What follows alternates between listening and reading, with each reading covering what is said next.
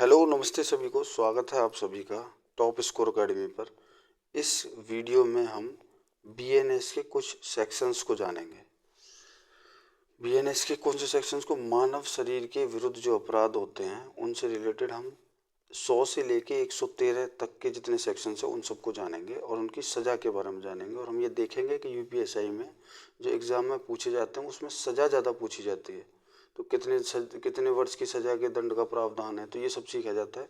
तो हमको आज की जो वीडियो है, अगर मैं सारे 100 से 146 लूँगा तो बहुत बड़ी हो जाएगी और बोरिंग भी हो जाएगी। तो हम देखेंगे पहला वाला सेक्शन, इसको हम 5 हिस्सों में बांटते हैं। जैसे जीवन को संकट में डालने वाले अपराध, चोट पहुंचाने वाले, गलत तरीके से रोकना या किसी को कैद करना, किसी पर बल या हमला करने से संबंधित धाराएं, या किसी को अपहरण करने की धारा, ये 5 सेक्शंस में हमने डिवाइड किया है। तो हम पहला वाला जो सेक्शन है, जीवन को संकट में डालने वाले अपराध, जीवन को संकट में डालने वाले अपराध, इसको इस वीडियो में कवर करेंगे। तो 100 से 113 तक। और ये याद रखें, यूपीएससी के एग्जाम में 100 से 146 ये बहुत इंपॉर्टेंट धारा है। ठीक है, जो जो इम्पोर्टेंट धाराएं होंगी वो मैं सारी इस सीरीज में करा दूंगा। तो चलते हम जीवन को संकट में डालने वाले अपराध की तरफ। पहली धारा, पहला जो सेक्शन है उस धारा है 100, आपराधिक मानव वध। आपराधिक मानव वध या सदोष मानव वध। अच्छा, कंफ्यूजन ये होता है कि सदोष मानव वध और हत्या, जैसे कि अगली सेक्शन में हमको हत्या दी गई है 101 में। 100 में क्या है? मानव वध, और 101 में है हत्या।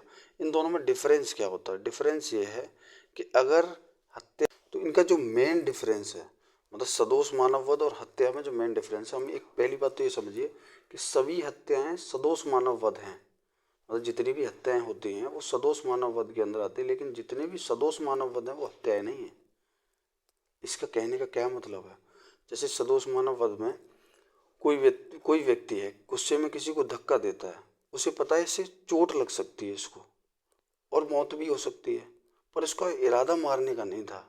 मतलब इरादा हमारा किसी को मारने का पक्का ना हो तो वो सदोष मानव वध, और इरादा अगर मारने का पक्का है तो वो हत्या हो जाती है। यही मेन डिफरेंस है इन दोनों में। सदोष मानव वध या आपराधिक मानव वध और हत्या में सबसे बड़ा डिफरेंस क्या है कि उसमें इरादा मजबूत होता है। हत्या में उसमें कन्फर्म होता है कि जैसे मैंने किसी को गोली मारी तो वो मरना ही मरना है। ठीक है, तो ये हत्या हो गई। किसी को धक्का दिया, वो गिर गया, मुझे उम्मीद तो थी मर सकता है, लेकिन मुझे इरादा नहीं था मारने का, तो इस सदोष सदोष मानव वध में आएगी। ठीक है, तो सदोष मानव वध जो है वो कम गंभीर अपराध है। मतलब जो हत्या और मानव वध में अगर हम देखा जाए तो हत्या जो है वो ज़्यादा गंभीर अपराध है। अगर क्वेश्चन ऐसे बनता है कि ज़्यादा गंभीर कौन सा है, तो ज़्यादा गंभीर तो हत्या है। तो जब ज़्यादा गंभीर है तो ज़्यादा उसकी सज़ा भी ज़्यादा होगी, सज़ा भी ज़्यादा होगी। जैसे कि हम देख पा रहे हैं कि अगर कोई व्यक्ति जानबूझकर ऐसा काम करके जिससे किसी की मृत्यु हो सकती है, होनी तय नहीं है, किसी की जान लेता है, हत्या का अपराध होगा, तो यह हत्या का अपराध होगा। ठीक है, मतलब वो कंफर्म नहीं था, उसे थोड़ा बहुत लग तो रहा था कि हाँ हत्या हो सकती है, लेकिन श्योरिटी नहीं है कि हाँ हत्या हो जाएगी, तो ये मानव वध में आएगा। तो ये कम गंभीर अपराध है, तो इसकी सजा भी कम ही होती है। कम मतलब 10 साल तक की कैद या आजीवन कारावास। 10 साल तक की कैद या आजीवन कारावास, मैं बार लो नोट कर लेना, ये होता है 10 साल तक की कैद या आजीवन कारावास। वहीं ये देखो, पहले इसका उल्लेख जो है वो आईपीसी की 299 में था। ये चीज़ भी काफ़ी इम्पोर्टेंट है एग्जाम के हिसाब से कि सदोष मानव वध या आपराधिक मानव वध का उल्लेख आईपीसी में किस में था, क्योंकि अब तो बीएनएस चल रहा है हमारा। तो बीएनएस में तो 100 में है, आज धारा 100 में, पहले ये धारा 299 में था। और ये वाली लाइन इंपॉर्टेंट है, रैग बनाम गोविंदा मामला, रट लेना, रैग बनाम गोविंदा मामला सदोष मानव वध से संबंधित है। ठीक है, अगली धारा पर चलते हैं, 101, जो कि हमें बताती है हत्या। जैसे कि हमने पिछली सदोष मानव वध और हत्या के अंतर में समझा। हत्या में जानबूझकर और मेरा इरादा उसको मारने का ही होता है, मृत्यु करने का सीधा मेरा इरादा होता है। सचेत जानबूझकर मेरा जितने भी इरादे हैं उससे अगर मैं किसी पर हमला करता हूँ और उसकी हत्या हो जाती हूँ, मृत्यु हो जाती है, तो वो हत्या में आएगी। ठीक है, तो अगर कोई व्यक्ति जानबूझकर या गैर वैध रूप से किसी की हत्या करता है तो यह अपराध 101 के अंतर्गत आएगा। मुख्य बिंदु, हत्या करने का इरादा होना चाहिए। याद रखना, पिछले वाले में, मानव वध वाले में हत्या करने का इरादा नहीं था। उसको लग तो रहा था कि हत्या हो जाएगी, लेकिन कन्फर्मेशन नहीं था। पूर्व नियोजन या जानबूझकर, पूर्व नियोजन या जानबूझकर कोई कृत्य किया गया हो, गैर वैध रूप से किसी की जान ली गई हो, सजा आजीवन कारावास या फांसी या जुर्माना। पिछले वाले में हमने क्या देखा था, 10 साल तक की सजा या आजीवन कारावास। तो धारा 100 के अंतर्गत 10 साल की सजा या आजीवन कारावास होता है। और हत्या के लिए, क्योंकि ये गंभीर अपराध है, आजीवन कारावास से फांसी और जुर्माना दोनों होते हैं। ये पहले धारा 300 में दिया हुआ था। हत्या जो है धारा 300 में थी। पिछली वाली किस में थी, 299 में। पिछली वाली 299 में, और ये थी धारा 300 में, आईपीसी में। जो मुख्य मुख्य धारा हैं उन्हीं का हमें याद रखना है कि आईपीसी में किस में थी। सबकी याद करेंगे तो आईपीएस और बीएनएस दोनों ही याद करने को हो जाएगा। अगली धारा की तरफ चलते हैं। 102, जिस व्यक्ति की मृत्यु का इरादा था उसके अलावा किसी अन्य व्यक्ति की मृत्यु करके गैर इरादतन हत्या। मतलब मेरा मारने का मोटिव नहीं था किसी को, किसी और को मैं मारने जा रहा था लेकिन मर कोई और गया, तो अपराध तो ये भी है। अगर किसी व्यक्ति का इरादा किसी विशेष व्यक्ति की हत्या करने का था लेकिन गलती से कोई और मारा गया तो यह गैर इरादतन हत्या होगी, मतलब बिना इरादे के की गई हत्या। 102 में, ठीक है। अब 103 की तरफ आते हैं। हत्या के लिए सजा। हत्या के लिए सजा, अगर कोई व्यक्ति हत्या का दोषी पाया जाता है तो उसे मृत्युदंड या आजीवन कारावास प्लस जुर्माना की सजा होगी। ये हम यहाँ भी पढ़ चुके हैं, यहाँ भी हम पढ़ चुके हैं इस चीज़ को। ये आजीवन कारावास से फांसी या जुर्माना होगी। तो ये 103 में दिया हुआ है। 100 में दिया हुआ है मानव वध, 101 में दी हुई है हत्या, 102 में दी हुई है गैर इरादतन हत्या, और 103 में उस हत्या की सजा। ठीक है, हत्या की सजा क्या होगी, मृत्युदंड या आजीवन कारावास या जुर्माना, इसमें से कोई भी एक सजा होगी, प्लस जुर्माना तो रहेगा ही। 104, आजीवन कारावास की सजा वाले अपराधी को। आजीवन कारावास की सजा वाले मतलब जो आदमी पहले से आजीवन कारावास की सजा भुगत रहा है जेल में, उसी से किसी की हत्या करा दो तो क्या उसको और हत्या और सजा बढ़ेगी, या उसको जो सजा पहले मिली उसी में चल जाएगा? ऐसा नहीं है। अगर वो कोई आजीवन कारावास की सजा काट रहा है और वो किसी की हत्या कर देता है तो ये उसको और गंभीर रूप से लिया जाता है। या तो उसको मृत्युदंड दिया जाएगा या उसको आजीवन कारावास जो पहले से था अब उसके पूरे जीवन काल के लिए होगा, उससे कोई छूट या रिहाई नहीं दी जाएगी। किस आदमी की बात चल रही है ये किस आदमी की बात चल रही है? उसकी जो पहले से आजीवन कारावास में है, जो पहले से किसी आजीवन कारावास की सजा भुगत रहा है और वो किसी की हत्या कर दे तो उसकी सजा और थोड़ी सी बढ़ा दी जाएगी। बढ़ाने में क्या है, आजीवन कारावास को या तो मृत्युदंड में कन्वर्ट कर सकते हैं या फिर उसका जो आजीवन कारावास है उसको सख्त कर सकते हैं। सख्त मतलब उसको कोई रिहाई या छूट नहीं दी जाएगी, उसको मरने तक जेल में ही रहना होगा। ये किसमें दिया हुआ है, 104 में। 105 में गैर इरादतन हत्या की सजा, ये हमने 102 में पढ़ा था, गैर इरादतन हत्या। इसकी सजा तो ऑब्वियस सी बात है थोड़ी सी कम ही होगी। तो सबसे ज़्यादा कठिन सजा किसकी है, हत्या की। उससे कम किसकी है, उससे कम किसकी है, मानव वध की। और तीसरे नंबर पर किसकी है, गैर इरादतन हत्या की। गैर इरादतन हत्या के 5 से 10 वर्ष का कारावास होगा। हत्या में आजीवन कारावास, मृत्युदंड प्लस जुर्माना। सदोष मानव वध या आपराधिक मानव वध में क्या होगा, 10 वर्ष का कारावास प्लस जुर्माना।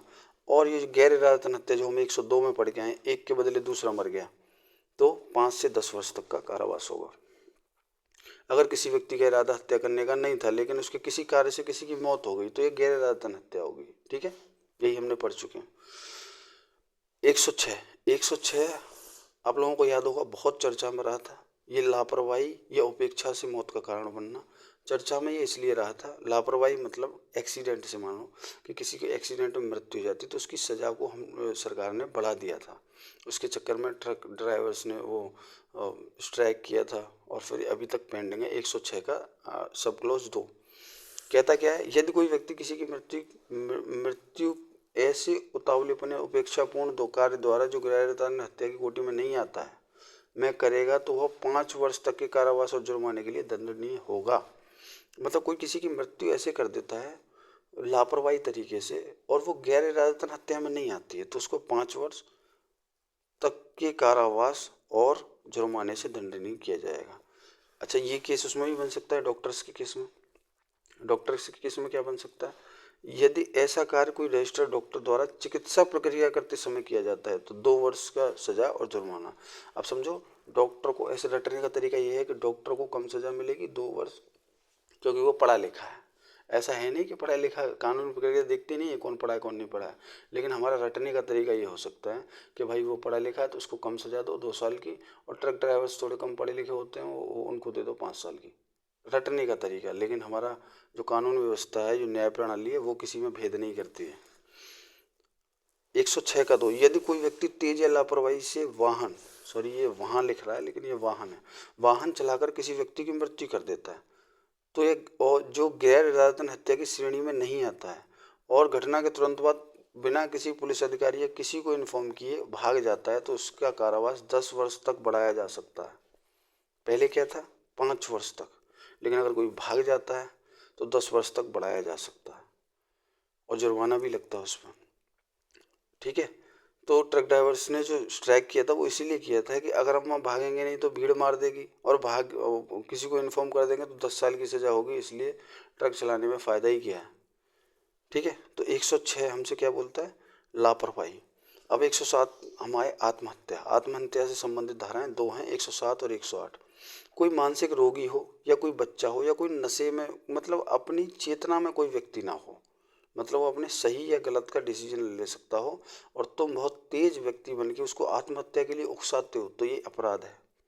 तो ये अपराध है और इसमें 10 वर्ष से अधिक की अवधि के लिए कारावास और जुर्माने की सजा होगी। किसका 107 में क्या कह रहा है, कोई ऐसा आदमी जो अपनी चेतना में ना हो, जिसको अपने अच्छे बुरे की समझ ना हो, वो चाहे मानसिक रोगी हो सकता है या बच्चा हो सकता है, कोई नशे में धोता आदमी हो सकता है, उसको अगर तुम आत्महत्या के लिए उकसाते हो तो ये अपराध है और इसमें 10 वर्ष से अधिक की अवधि की कारावास होता है या जुर्माना होगा। 107 नंबर धारा कहती है। 108 ये कहती है, पहले वाले में तो ये कह दिया गया कि कोई जो बेसुध आदमी है, बिना चेतना में। 108 में कह दिया कि चाहे वो चेतना में है या नहीं है, किसी को तो मेंटल टॉर्चर करके किसी भी व्यक्ति को आत्महत्या के लिए उकसाओगे तो 10 वर्ष तक की अवधि के लिए कारावास और जुर्माने के लिए दंडनीय रहना। तो 107 और 108 हमें क्या कहती हैं, आत्महत्या से रिलेटेड है। पहली कोई बच्चा है या कोई नशे में आदमी है 107, और कोई भी किसी भी आदमी के लिए 108। सजा दोनों में 10 साल है, इसमें 10 वर्ष से अधिक है और इसमें 10 वर्ष तक की अवधि के लिए। ठीक है, ये डिफरेंस याद रखना, 107 में 10 वर्ष से अधिक और 108 में 110 वर्ष तक। 109 और 110 हत्या के प्रयास से संबंधित है। अगर कोई हत्या का प्रयास करता है, अटेम्प्ट टू मर्डर, जो पहले 307 में दिया हुआ था, हत्या करने के कृत्य की विफलता ही हत्या का प्रयास है। किसी की हत्या करने गए और उसकी हत्या नहीं हो पाई, लेकिन हमारा प्रयास तो रहा, प्रयास रहा, इसका मतलब हम इस चीज़ के भी दोषी हैं। हम अपने जो दैनिक जीवन में हम कह देते हैं कि मरा तो नहीं ना, लेकिन कानून के रूप में मरा हो या ना मरा हो, मर गया हो तो तुम्हारे गंभीर सजा होगी और ना मरा हो तो हत्या के प्रयास में लिया जाएगा और आजीवन कारावास की सजा से दंडित किया जाएगा। कब, यदि प्रयास किया हुआ है और यदि हत्या के प्रयास में पीड़ित को गंभीर चोट लग जाए तो आजीवन कारावास, ऐसे अपराध के लिए 10 वर्ष का कारावास प्लस जुर्माना। मतलब हत्या का प्रयास भी अपराध है, चाहे हत्या हुई हो या ना हुई हो। तो 109 कहता है ये। 110 क्या कहता है, आपराधिक सदोष मानववध करने का प्रयास, और इसका आपराधिक सदोष मानववध अगर आपको याद आ रहा हो तो हमने धारा 100 में देखा है ये, जो कि आईपीसी में 299 था और मैं बहुत अच्छे से समझा चुका हूँ आपराधिक सदोष मानववध होता क्या है। अगर कोई इसका प्रयास करता है, यदि कोई व्यक्ति सदोष मानववध का प्रयास करता है तो उसे 3 वर्ष तक का कारावास और जुर्माना दोनों से दंडित किया जाएगा। यदि ऐसे कार्य में किसी व्यक्ति को क्षति पहुंचती है तो 7 वर्ष का कारावास और जुर्माना दोनों। 3 वर्ष कब है, जब हमने प्रयास किया और उसको क्षति नहीं पहुंची है। 7 वर्ष कब है, जब हमने प्रयास किया और उसको क्षति पहुंच गई है।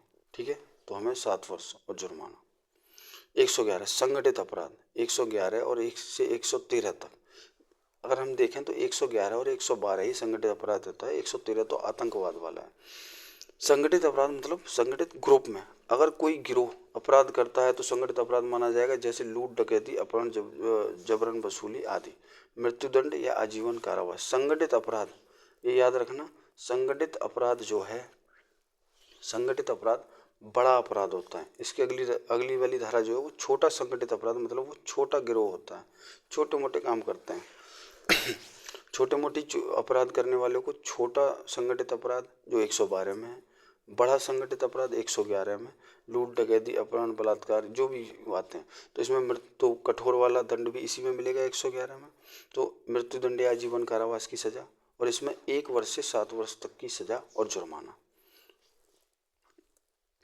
मेंशन किया गया है कि छोटे गिरोह द्वारा किसी अपराध को, जैसे चोरी, वाहन इत्यादि। ठीक है।